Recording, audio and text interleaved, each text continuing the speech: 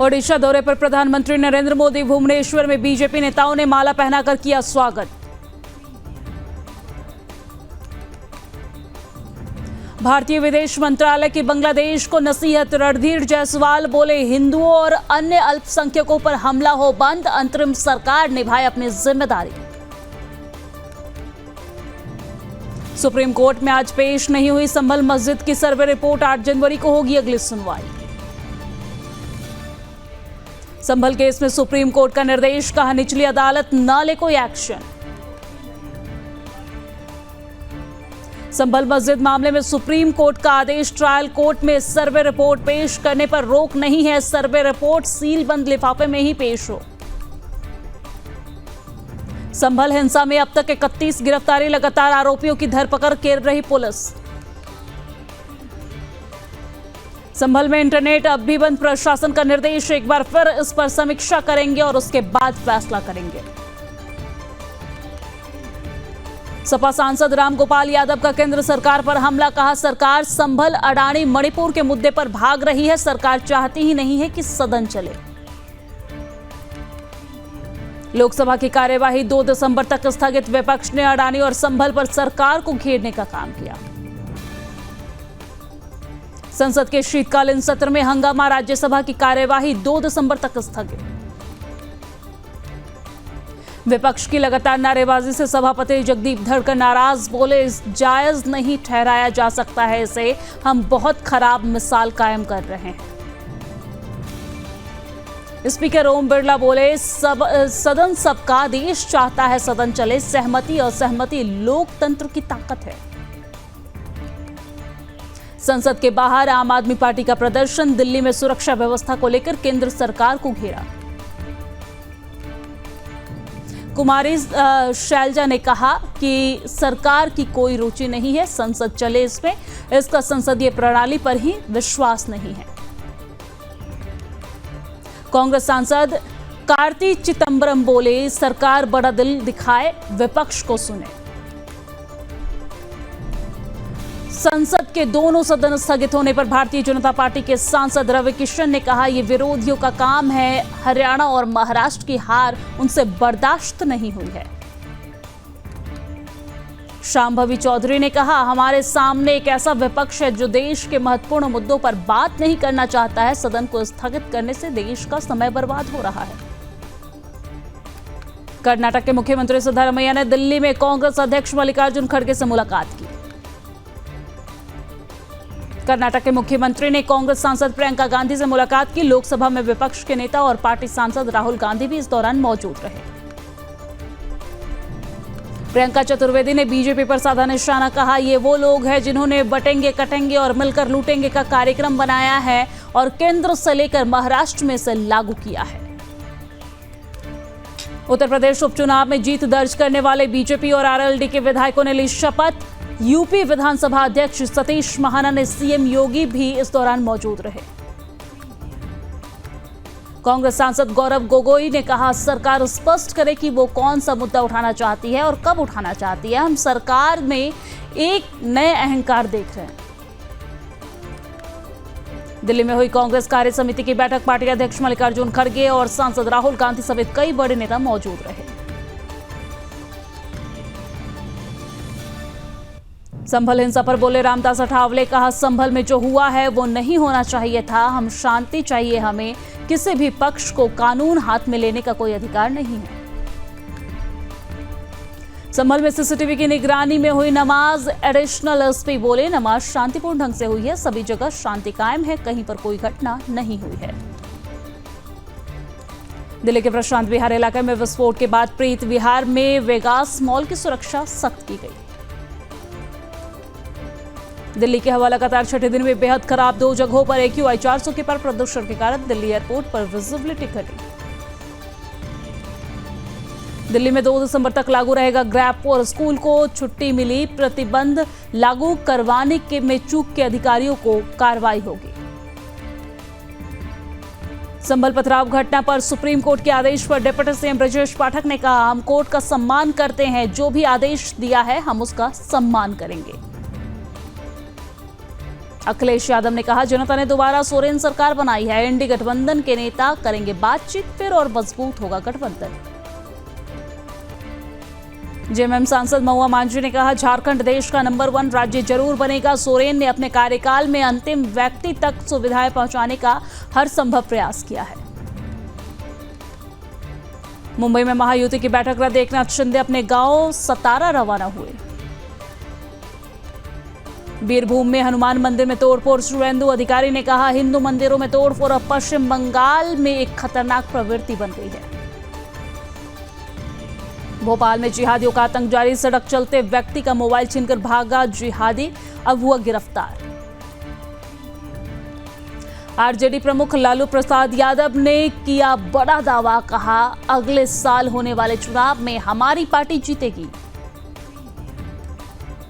जम्मू कश्मीर में आतंक पर सुरक्षा बलों की बड़ी कार्रवाई, पुंछ में सुरक्षा बलों ने आतंकी ठिकाने को किया ध्वस्त।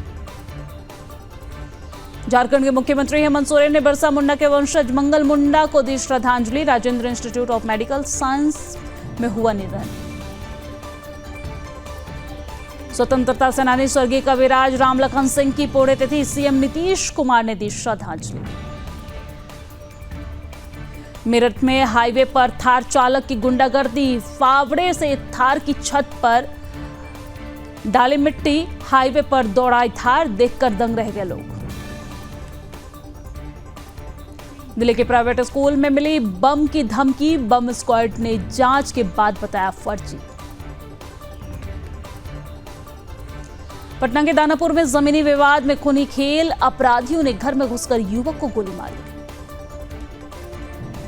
कांग्रेस नेता अशोक गहलोत ने ईवीएम पर उठाया सवाल, कहा, ईवीएम हमेशा विवाद में रही है, महाराष्ट्र में ऐसा माहौल नहीं था, एक तरफा नतीजे आए हैं। केंद्रीय मंत्री चिराग पासवान ने कहा, बिहार विधानसभा चुनाव 2025 में हमारा लक्ष्य 200 से 25 ज्यादा सीटें जीतने का है और हम अपने लक्ष्य को सरलता से पूरा कर लेंगे। ओडिशा के मुख्यमंत्री मोहन चरण मांझी ने उद्योग के लिए उच्च स्तरीय मंजूरी प्राधिकरण बैठक की अध्यक्षता की है। मध्य प्रदेश के खंडवा में मशाल जुलूस में झूलते लोग और आग भड़कने के बाद भगदड़ मची, अफरा तफरी देखने को मिला, 30 से ज्यादा लोग झुलसे। देश भर में 35 हाइड्रोजन ट्रेन चलाने की योजना, पहली हाइड्रोजन ट्रेन बनकर तैयार, जिंद सोनीपत रूट पर होगा ट्रेन का ट्रायल।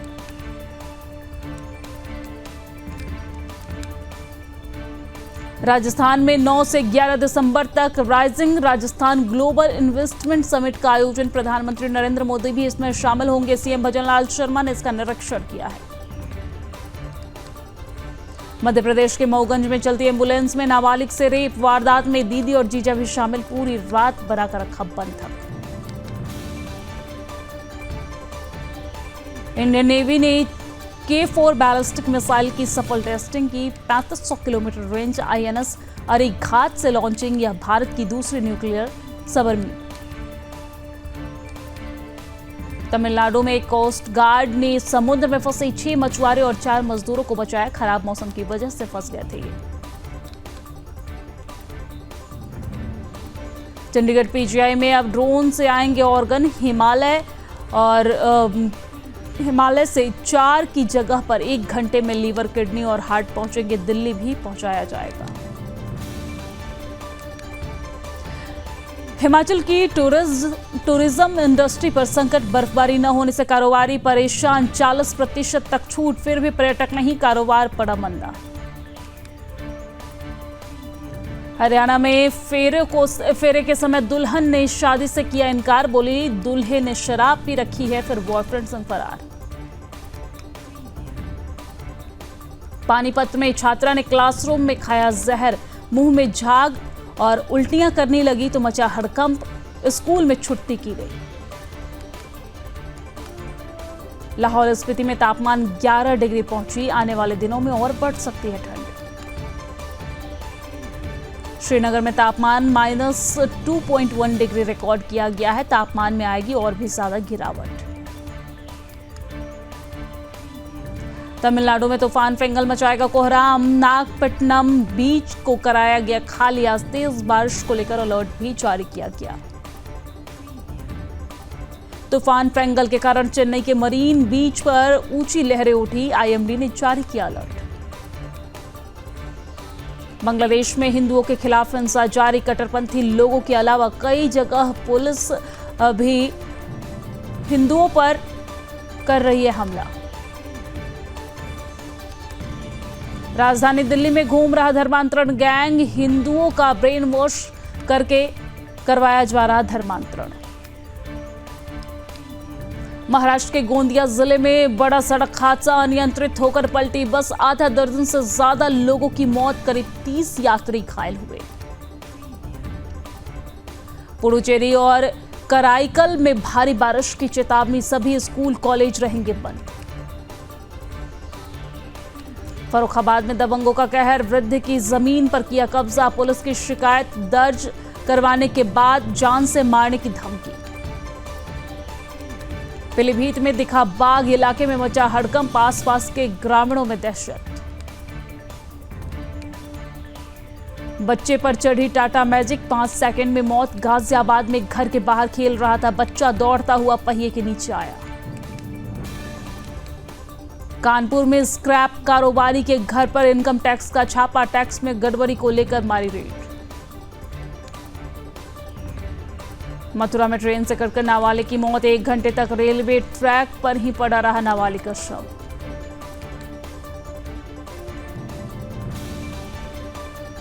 हमीरपुर पुलिस ने किया हत्या का खुलासा। झाड़ियों में मिला था मृतक का शव। पुलिस ने हत्यारे आरोपी सहित हत्या में प्रयुक्त डंडा बरामद किया। उन्नाव में चोरों के हौसले बुलंद। लाखों रुपए के जेवरात और कीमती सामान लेकर हुआ फरार। कुशीनगर पुलिस को मिली बड़ी सफलता। अंतर्राज्यीय शराब तस्कर गैंग का हुआ पर्दाफाश। संभल पथराव घटना पर एससी के आदेश पर केशव प्रसाद मौर्य ने कहा, सपा और उनके गुंडे दंगइयों को हिदायत देता हूं कि माहौल खराब करने की कोशिश न करें, अन्यथा सपा डूब जाएगी।